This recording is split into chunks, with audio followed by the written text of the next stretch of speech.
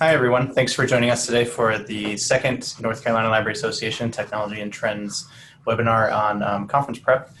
Today, we have Amanda Glenn Bradley here with us. She's the User Engagement Librarian and Craft Studio Coordinator at UNC Asheville, and she's here to share her expertise on poster presentation and design. So, Amanda, over to you. All right. Thanks so much, Chad. I love seeing all of these names in chat that I recognize. I see a lot of my library friends. Hi, y'all. So I am going to, let's get my presentation going real quick. Which window was that? That was that window right there. All right. So what we're going to be doing today is talking about just the entirety of poster design and presentation, because that can make a huge difference on whether or not you've got folks actually coming up to your poster or not. And poster presenting can be even more intimidating than a regular in front of people presentation. So I've done both types, and admittedly, posters freak me out a little bit more than anything else. So as Chad said, my name is Amanda. I am the User Engagement Librarian and Craft Studio Coordinator here at lovely D. Hyden Ramsey Library at the University of North Carolina, Asheville. That is a gratuitous selfie of me down in the craft studio. So craft stands for creativity, art, fabrication, and technology.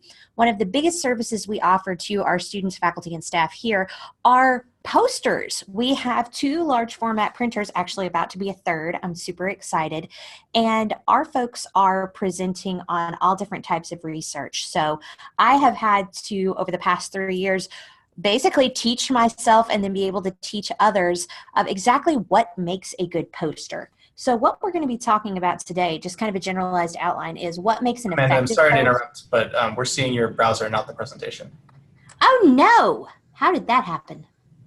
I love technology. I really do. What's really bad is we're the Tech and Trends Roundtable and this happens. Okay, now do we actually see everything? Yes, that looks good. Thank you. Thank you for catching me, Chad. Don't you guys love it when technology just does not work the way that you want it to sometimes? Anyway, getting back to it. So we're going to talk about what makes an effective poster, the elements, the content, and the design, how you can make an effective poster. Actually going to have some demos of a couple of different programs that you can use and some generalized guidelines. And I'm big on sharing resources. We're actually going to have a resource list at the end. Now, this presentation is being recorded, but I'm also going to be able to share the actual slides for this. All of the slides have links in them. Then at the end, we're going to have time for questions, comments, concerns, the occasional existential crises. So here we go. What makes an effective poster? If you work in academic libraries, you've seen a ton of posters. Even if you work in public libraries, you've seen information posters. Posters are a way to visually communicate a point. But when you talk about a conference poster, it's a way to communicate either a project that you've done, research that you've done, some type of idea. So the elements of effective posters are as follows. What's the hook of your topic? I use hook in the melodic sense of it's a catchy combination of melody, lyrics, and rhythm that stays in a person's head. A good poster has a hook that draws someone in rather than them just walking by you. Now, what do you need to present visually versus verbally? A good conference poster doesn't just have a wall of text in front of you. The way that conference poster presentations work is you're standing next to your poster and folks getting conversations with you. So the question is, what do you need to present visually? Basically, your poster's physical representation.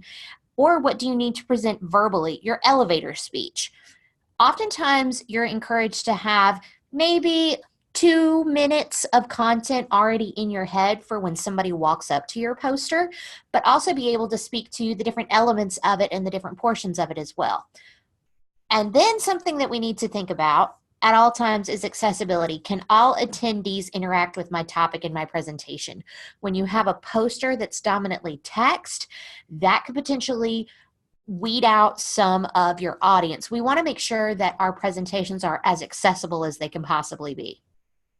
So now let's move on to the content. We hit on it a little bit earlier, is what can be spoken rather than seen, that visual versus verbal kind of dichotomy. It's If there's something that's going to be more powerful when seen, make it seen. If it's going to be more powerful when it's spoken, make it spoken. And then how do I need to present my material? Title. So I work in an academic library. Specifically, I have a background in the humanities and the sciences. We have the running joke of the art house titles. We try to make our titles as catchy as possible because when you're either doing a poster presentation or an article, you want to get someone in. You want to get them hooked with that title. Make it descriptive, make it fun, and we're at conference, make it on theme. Our theme this year is all about how libraries are spaces to do, insert your own term here. It's kind of hello tag oriented. And then your text, looking at your text, what does your text need to look like? How long does it need to be? Your images, what do those images need to look like? What type of images do you need to have? And then, especially for those of us that work in research capacities, data visualization. If I've got data that I've collected, is it more impactful to have numbers up there or a visual representation of the data? And then you've got to look at what kind of a design would best suit your presentation. Do you need something more traditional, the 3 columns with the text and the graphs, or do you need something a little more contemporary, more graphically centered? And it also really depends on what end of librarianship or library studies that you're in. I admittedly am an academic librarian, so my style is kind of a hybridization between the traditional and the contemporary. I have those text boxes, but they're usually on a bright lime green background and have really dynamic pictures in them. So now let's talk about the principles and elements of design. So fun fact about me, before I was a librarian, I was a professional wedding florist. Yes, those actually exist. I have a college degree in it. And one thing that we learned about that I've carried forward into my graphic design work in libraries and even my presentation style is there are principles and elements of design. So breaking them into the 2 halves, your principles of design are balance. Is it visually balanced? If it's asymmetric, is that for a point? Is that for a purpose? Rhythm, how do things flow on the page? Can you get from one point to another really easily, or is it jarring? Contrast, both visual contrast and textual contrast. Do you have gray text on top of a gray box? It's probably not going to be very easy to read at all. And then harmony and unity kind of work together in concept with one another. Harmony means things go along together. Unity is the whole unified piece together. And then there are the elements of design. So space. Looking at your poster, is there a bunch of white space? Is it completely covered in text and pictures? Is that the best representation of your work? Line. This can be the physical like border lines, but this can also be how your eye flows between points. Value, the color. Value is both color and its color value. So that's going to be, are you using dominantly dark colors? Are you using dominantly light colors? Texture. Yes, you can get texture on a piece of paper, I promise. It could not only be the paper that it's printed on, but it could be the type of images that you're using. Do they have, for lack of a better term, do they have Instagram filters over the top? Are they face tuned to high heaven? And then color. Do the colors work with one another? Are you presenting something that represents not only you, but your work and where you come from? So now let's talk about how you can actually make the most effective poster that you can. And I've got this broken down again. So what you can use to create the programs. I divided this into 2 kind of generalized categories. There are the downloadable programs, and then there are web-based programs. So downloadable programs, these are things that you're actually going to have to install on your device. The ones that I would recommend are going to be Microsoft PowerPoint. Notice I say not Word. Microsoft Word is great for designing flyers, but large-scale posters, it's a little bit lacking at points in time. Keynote is it's the Macintosh version of PowerPoint. If you've got a Mac computer and you've got the iWork suite, Keynote comes with that. If you're at a library or you personally have the Adobe suite in any shape, form, or fashion, be it Creative Commons or CS6, the 2 programs that I would err towards as far as poster design would be either Illustrator or InDesign. Photoshop is great for producing elements to go on those posters, but as far as layout goes, those 2 programs are more layout oriented. And then there's one that's actually free for use. It's both web-based and downloadable. It's called Adobe Spark. Adobe Spark is honestly Adobe's answer to something called Canva that we're going to get into in a minute. And you can make not only posters, but you can also make elements to go within the posters. So switching over to the web-based programs, you're looking at Google Slides, which coincidentally is what I'm using currently. Canva, which is rapidly becoming my favorite way to design posters, both from an aesthetic standpoint, but also an accessibility standpoint. Piktochart. Infogram, I would only recommend using this for image and element design because you can't get specific with the size of the poster within Infogram, but you'll notice we've got Adobe Spark listed over there as well because it has both an online platform version of it and a downloadable version of it. So we're going to go through some design guidelines first, and then I'm actually going to dive into a couple of the programs and walk you through them. So when you're looking at size as far as design guidelines, design your poster at the size you want it printed at. Do not choose the standard slide size when you're using either PowerPoint or Google Slides. There is a super easy way to change this, and it's actually an identical workflow between, I can't believe I put Microsoft Word up there. This is what I get for typing up my slide late at night. I meant to say PowerPoint. So when you're in PowerPoint, you're going to select File, and then Page Setup, Custom, and then enter your size in inches. Google Slides, it's the exact same way. And then the poster question comes down to, as far as size goes, does it contain images or graphs? Make sure they're as high a quality as possible and that you've looked at them at full resolution. For the most part, when you're designing in PowerPoint, Google Slides, what have you, you're going to see a zoomed out version of your design because you're seeing the whole page at once. You're going to want to make sure that you zoom in and view your images just to make sure that they're not pixelated and to make sure that they're the best quality that they can be. So going into images a little bit deeper is your images need to be as high of a resolution as they possibly can to prevent pixelation.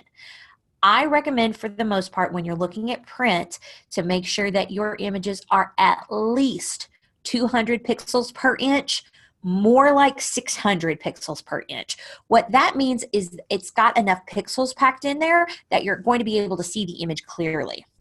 Also, and this is a big thing that I have to talk to with my students as well, make sure you're using images that are labeled for reuse. Images with obvious watermarks are just not a good idea. There are a multitude of different places that you can go out on the grand old internet to get either clip images, basic images, and full photos that are going to be either in the public domain, labeled as Creative Commons, or fall under fair use. So fair use is kind of an ephemeral concept. It's technically defined as a copyright principle based on the belief that the public is entitled to freely use portions of copywritten material for the purposes of commentary and criticism. This is actually why memes are a real thing and a legal thing because it's used for commentary. So when it comes to a conference poster, you could potentially use an image and argue that it falls under fair use. There is a really great calculator that I'm going to have a link to at the end that helps you figure out if something would quantify as fair use. What I encourage my students to do a lot of the time is if there's a question, make sure A, you've got a citation of exactly where you found the material, but B, see if you can create something yourself instead. Now going into visuals even a little bit more is follow the principles and elements of design to ensure an easy to interact with poster. So large boxes of tiny little text, your eyes can kind of cross after a few minutes and they look like blobs of gray. And there's a running joke among my staff and I that we get posters sometimes and it literally is 50 shades of gray because all of the text just kind of blurs together after a few minutes. Also, you need to look at your flow of information. Is it logical? Does it go from one point to another? Does it follow our conventions of reading styles? Color is also an important thing. If you're at a university or if you're at a community college or maybe a school or even if you're in a library system that has a color or style guide available to you, that's a really easy way to get a visually interesting presentation without having to create your own style. I also encourage folks to take your own personal style and aesthetics into account when you're designing posters. A couple of years ago at the last NCLA conference, I made a friend of mine laugh because my outfit actually matched my poster to some degree. And when I interviewed for my job, my outfit matched my PowerPoint. It's a thing. I like matching things, but also accessibility. One thing that I do when I'm designing is I will actually take my poster and run it through one of the websites out there that allows you to see what your poster would look like to someone with heterochromia, color blindness. I also really pay attention to the type of font that I'm using because I want to make sure that it's something that's as openly accessible as possible to individuals that have either reading disabilities or dyslexia. I'm mildly dyslexic myself, and I like to make sure that my font is something that I can easily read and I don't get flustered over it. Also, and this is the Information Literacy Librarian coming out site where you got stuff from, we got to be a good example. So going into text even a little bit heavier, stick to 3 fonts maximum. Coming from a design perspective, I encourage folks to have 2. You can push it to 3 occasionally. If you're going to use 2 fonts, you can use a serif and a sans serif together, or maybe a sans serif and an accent. So serifs, if you look at a font and it has the little tails on the S's, the E's, the I's, the F's, that is a serif font. Sans serif does not have the serifs on the end of it. The presentation that I'm using right now, the font is actually a sans serif font. If you like fancy fonts, I admittedly do, only use them for accent point. Maybe use them as a title and make sure it's something that folks can read really easily. Text size is also incredibly important. Making sure that your important information, like your titles, they need to be readable from around 10 feet away. Body text should be readable from about 2 to 3 feet away. Because when you're looking at a poster and you have to get right up on it, practically putting your nose up against it to read someone's text, that's not going to encourage conversation. That's not going to encourage them to actually interact with your piece at all. Ease of reading is also incredibly important. So utilize things like bullet points, headlines, numerical lists, especially if you've got points that you want to be able to pull out and talk to people about.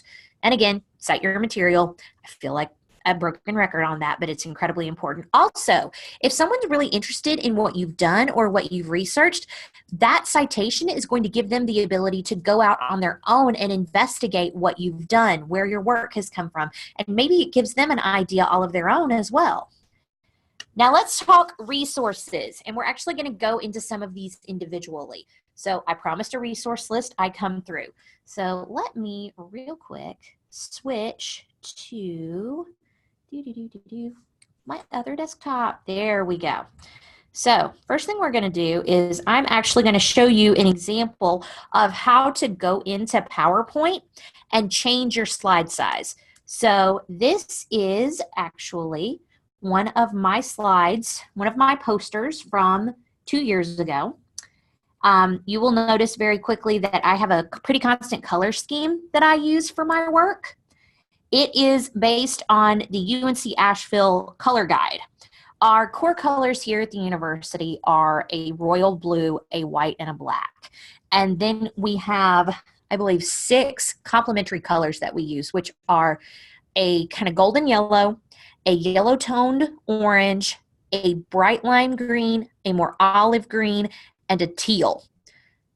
Admittedly, my 2 favorites are the orange and the green. I use those a lot. But all of these colors they work together really nicely. And it's a really great way to get some bright colors instead of just seeing blue and white everywhere.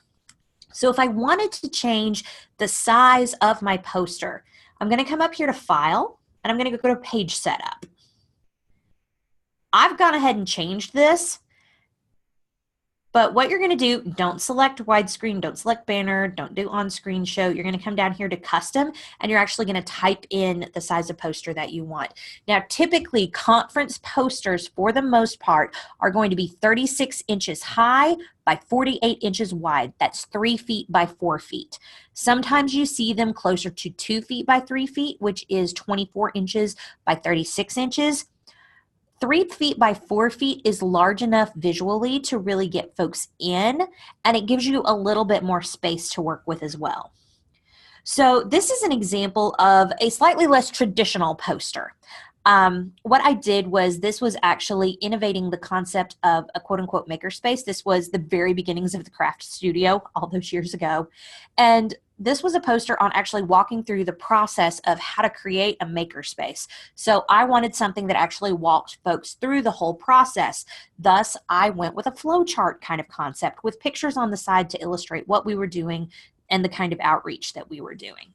So something that's a little bit more traditional, and I have his permission to do this. This was a former student of mine named Mason Parnell. Mason is actually now a school counselor, and he worked for me in the craft studio, but he was a psychology major. And within psychology, there's a little bit more of a rigid approach to how you present your posters. Librarianship, we can be a little more flexible with it, but there are some fields that say you have to have this, you have to have this, you have to have this. Psychology happened to be one of those fields. So you can see that he has 2 fonts. He uses his sans serif font as his headline font. He uses his serif font as the one for the text. And this is actually zoomed out completely. So when I zoom in, and this was actually saved as a JPEG, you'll notice that his images are really, really crisp and really easy to read. So this is basically at full size. Now, changing in Google Slides, let's see if, oh, wait, I'm going to do Keynote first. So when you're in Keynote, the process to change the slide size again is going to be pretty easy. So you're going to go to File. Actually, no, you're not. You're going to go to Document. You're going to go to, I have actually lost where in my menu this is. You're going to go to Slide Size and Custom Slide Size. So this is in pixels. You're going to want to convert inches to pixels, and there's an online calculator by which to do that. So I think it's 3330 by 2750, I think. Trying to remember the exact size. So what you can do is you can go online and you can actually pull up the calculator for the exact slide size that you're going to need. So let's flop over to, I would like to delete that. Thank you, computer. I appreciate that. When you're in Google Slides, you're actually going to do the exact same thing I did in Microsoft Word. So let's go into some of the other resources. And I have a bunch to kind of bring up for the whole group. So this is Canva. Canva is a either free or you can pay for a license of it platform in order to design all kinds of images. And you're actually going to see as I scroll down, I've started using this for most of my signage at work, because instead of having to be locked down to, for example, my computer, where yes, indeed, I do have the Adobe suite, I want to make sure that I can be able to send this to coworkers. So in case I'm not there, we can still get it printed off. So if you're getting a poster going in Canva, you could choose just one of the regular poster sizes. It's 18 by 24, but you come over here to custom dimensions, change it to inches, and tell it exactly how large you want it to be. I'm going to do 36 by 48, create a new design, and et voila. And I put the dimensions going the wrong way. That's okay. I always forget that they inverse them in Canva. What's neat from Canva is they've got a bunch of templates that you can use if you want something that's already kind of pre-made. But also they've got fantastic photos that are going to be either free for use or some of them are a relatively small fee. As far as the elements go, you have a number of different, if you drop a grid in, that's going to let you have a number of images side by side. There are charts. There are all kinds of interesting little guides and images that you can use, all kinds of nice clip art that you can integrate in as well. If I wanted to resize, technically that's a part of the paid version of Canva, but I could just go back and actually pay attention and put my dimensions going the correct direction. So that's just a brief overview of Canva. Let's go into piktochart. So piktochart is a medium that you can create a whole host of graphic pieces on. You can do posters, you can do infographics, you can actually do presentations. That's a relatively new thing that they've brought in. So if you're going into a poster and you want to create one, you are going to either look at one of their posters that you've already got, or you can create your very own new poster. And once you get into that, our internet has been just a tiny bit slow here lately. So if you go to settings, you can change the canvas size to whatever size you need it to be. Again, make sure you're working in inches if at all you possibly can. So I'll tell it I want it 36 inches wide. And it automatically resized for me. Custom, ooh, 50.9, not quite. So if I want it 30, I want it 48 wide by, 36 high. And that would actually go ahead and resize it. And right now it's at 100% of size. So I would want to take it back down to a size that I could actually work with. So let's see here. We are going to pop back over to, I'm going to minimize this a little bit so I can actually get to my little window. So this is Infogram. Infogram is not exactly the greatest thing to create the posters, but you can create elements for your posters in Infogram. Oh, I also want to note that all of these programs that I'm showing you that are the web-based ones, these are all free. I'm very big on if I show you something, I want to make sure it's something you can access as well. So let me show you an example of an infographic that I created, oh, good grief, almost 4 years ago when I was in graduate school. What's really great about Infogram is you can use it to visually represent data. You can create infographics to drop into your posters really easily. Like I created this one based on how adults consume their news, and I wanted it to be representative of 100 people. I wanted it to have that impact of this is where individuals find their news, because this was a project all on information literacy and how we use the wider internet to collect information. So if I wanted to do this, I could actually download this as either a PDF, a PNG, or a JPEG and drop it into another program to add that infographic element into my work. So Adobe Spark is kind of the same thing. It is actually a free for use. You can upgrade it to a paid version. From Adobe, I use it to create elements most of the time, but you can create larger posters from this.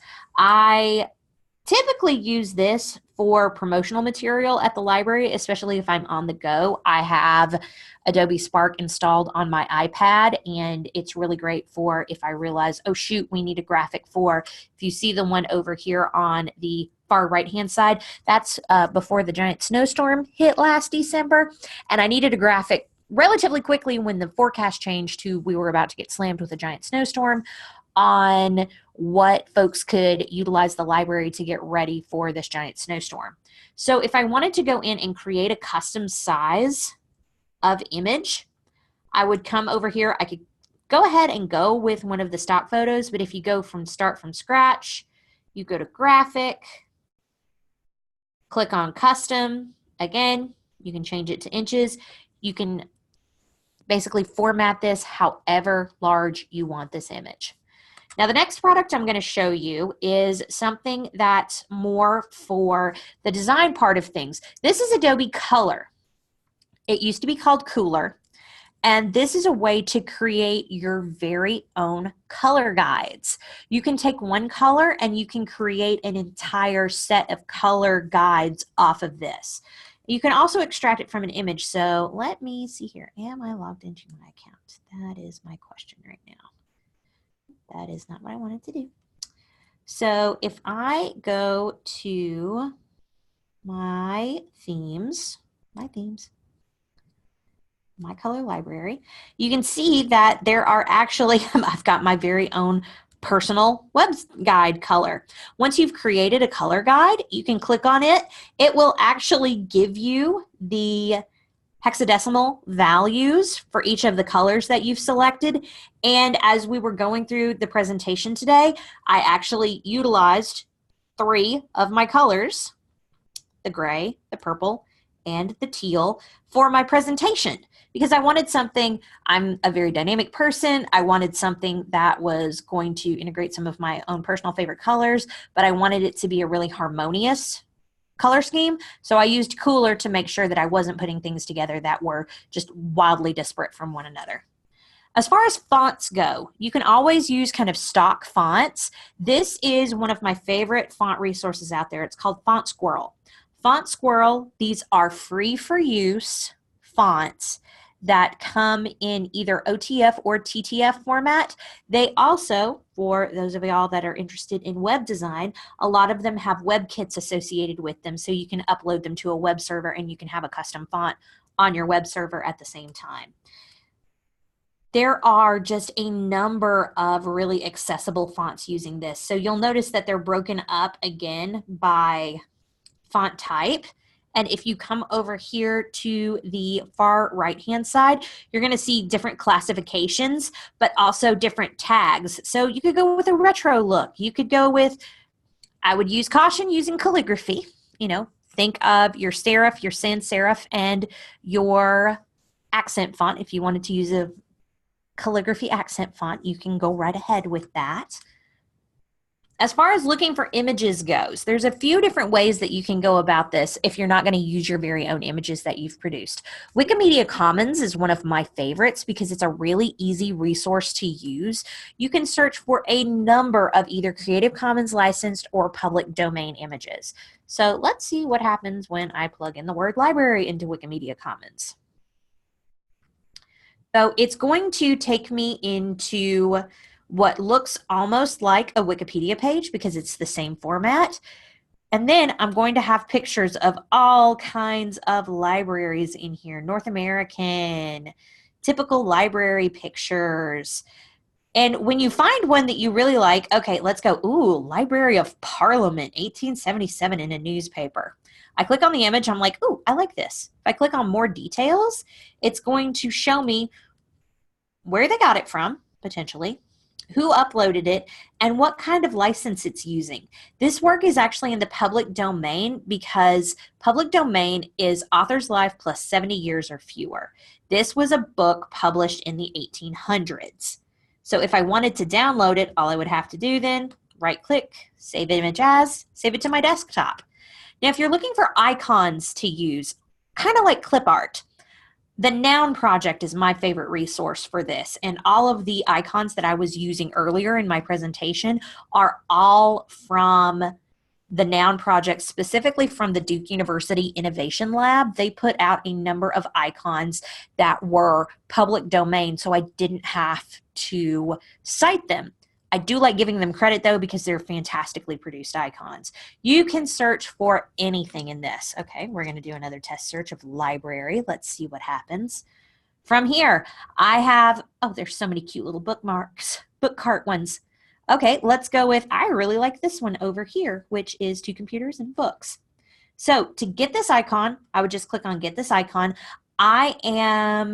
Believe I'm logged into my account right now. You'll notice that there's a difference between a pro download and a basic download.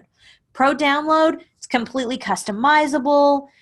You don't have to cite the individual when you use this. A basic download, there's going to be a little citation at the bottom that says who created it and what it was created for. If I hit continue, I'm going to download my icon.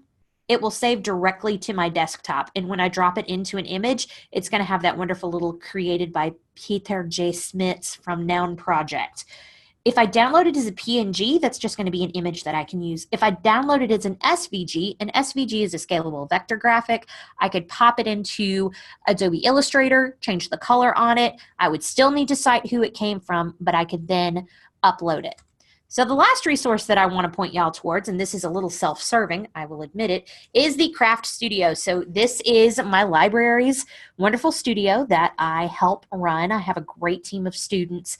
We have an entire section dedicated to large format printing, which is what your posters are going to be. In the frequently asked questions section, we have links to resources. We have some tips and tricks. But we have a page that's on nothing but designing a poster in PowerPoint. Some really good tips and tricks, making sure that you format things properly. But if you scroll to the bottom of the page, we actually have 3 templates that are available of your typical poster sizes. So there's going to be an 18 by 24, a 24 by 36, and a 36 by 48. Y'all are more than welcome to download those and utilize them. You can change the colors, you can change the imagery. It would, it'd be cool if you said, hey, I got this from UNC Asheville, but you don't have to. Just to give you a good starting point to go from. So this is already, the slide itself is formatted at the right size, so you don't have to worry about that part. So let's get on to the fun part of the afternoon, which is the questions, comments, and concerns. So I'm going to pop back over here, and I believe I saw a couple of things in text. I'm reading through. Let's see here. Adrian, you know my thing about Comic Sans. Sorry, Adrian and I were in a presentation together where I got kind of passionate over the fact that, okay, yes, we can vilify Comic Sans all we want. Y'all, it is one of the easiest fonts to read if you have dyslexia. It is fantastic. There is a font called Open Dyslexia that's out there, but honestly, I will not vilify you if you use Comic Sans. Let's see here. Kate asked about Publisher. So Publisher is fantastic. Sometimes Publisher does not resize images properly. And admittedly, my track record with Publisher personally is not the greatest. So I kind of avoided talking about that one. Let's see here. Okay, so Adrian's got the great question of what are my thoughts on QR codes on posters, better than handouts? So I like QR codes, admittedly, because I also work in a library where we're big into sustainability and we refrain from having a lot of print materials. What's cool about QR codes is you can have links embedded directly into them. And now I didn't use QR codes for the longest time because I am an Apple user and the iPhone natively did not support QR codes. You had to have a separate app for them. I believe second to last major OS update, which I believe would have been 11, they integrated a QR code reader into the camera app. I love QR codes. QR codes are a great way to have links to outside resources without making somebody type in an entire URL at once. So if it's appropriate for your type of work, I would do that. Okay, Kate had the great question of what size of poster would I recommend for NCLA? So your poster board space at NCLA, basically what you're putting your poster board up on is 6 feet by 6 feet. I would not recommend doing a 6 foot by 6 foot poster. That would be a little big to carry around. I would err on the side of probably 3 feet by 4 feet, so that 36 by 48 poster size, because it's large enough that you can put a good amount of content on there, but not so large that A, it's cumbersome to carry around, and B, it would visually dominate your space. What's really cool about the type of poster spaces that we're going to have at conference is that there is space around that you could put up extra flyers. When I presented, I kind of am kicking myself that I didn't have a picture from the last time I was there. My poster that was all about maker spaces actually had a table in front of it, and I brought one of my 3D printers. I brought examples of prints.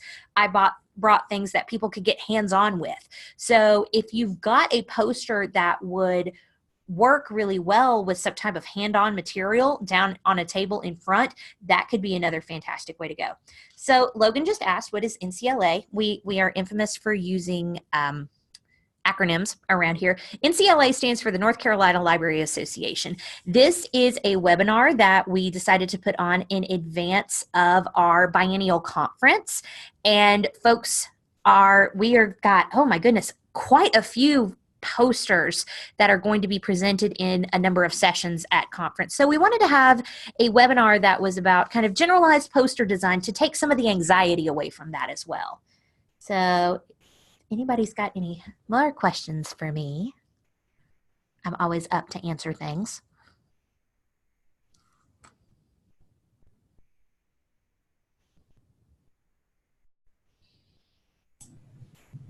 Let's see here. I'm going to go ahead and stop sharing so my screen isn't all over the place. Well, I hope I'm not speaking for you, Amanda, when I say that you would probably be willing to follow up with questions anyone has later. Oh, definitely. I'm going to throw my email address into the chat real quick. And if you want to message me on either Instagram or Instagram or Twitter, that is my handle, Batgirl Librarian, only one L in it. As soon as I started grad school, I snapped that one up. I think we've got one final question. Oh, yeah. Do I need to cite a Google Map image on my poster? All right, Adrian. Academic librarian Amanda says yes. Because I'm very much if it's not your own creation, cite it. Because it's A, good practice to get into, but B, it'll give somebody a link to where you were getting your information from.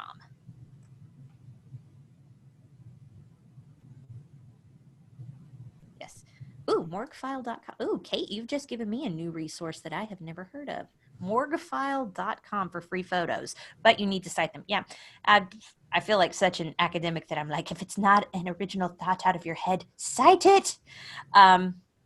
There is a way on Google Images to narrow down material by things that you can reuse.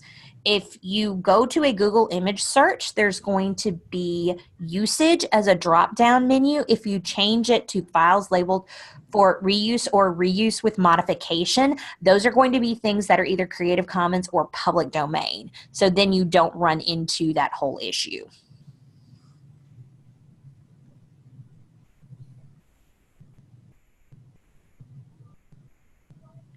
All right, well, if there's no more questions, maybe we'll wrap it up there. Thank you, Amanda. This was extremely practical, and I've got a bunch of things to go look at now. You're welcome. So I can't wait to see everybody at conference that's going to be there. And please, y'all, reach out to me if you've got any questions at all. And I hope y'all have a great rest of your Thursday. We're almost to Friday. Thanks for joining us, everyone. I will send out the recording as soon as it's available. Have a great afternoon and the rest of your week.